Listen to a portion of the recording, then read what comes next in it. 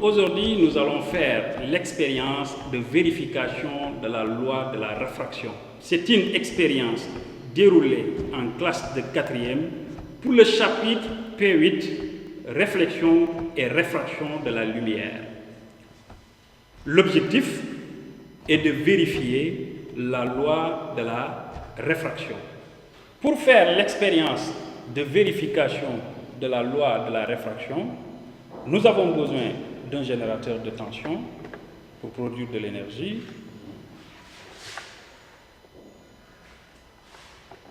d'une source lumineuse pour produire des rayons lumineux,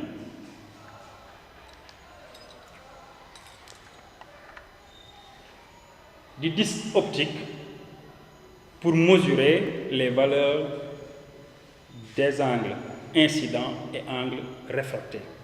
Le disque est composé de graduation de deux lignes qui sont perpendiculaires. Selon maintenant l'utilisation du disque, l'une des droites est considérée comme étant la surface de séparation, l'autre comme étant la normale.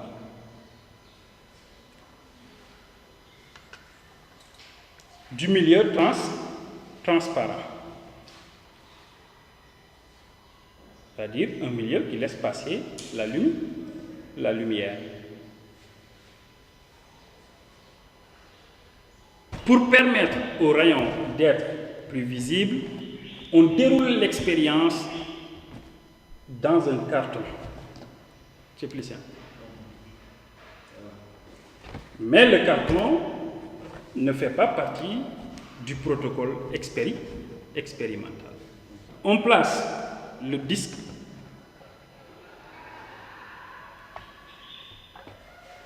ensuite on place le milieu transparent.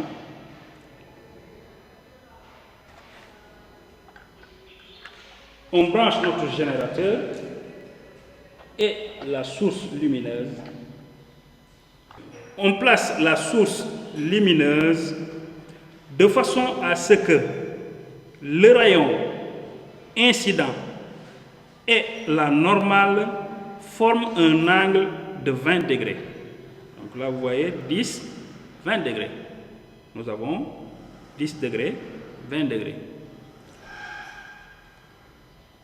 On observe maintenant une déviation, la déviation du faisceau lumineux. Et l'angle formé entre la normale et le rayon réfracté est égal à 14 degrés. Donc on voit que l'angle réfracté est plus petit que l'angle incident. Ce que nous venons de faire explique ce phénomène que nous avons l'habitude de voir à la maison.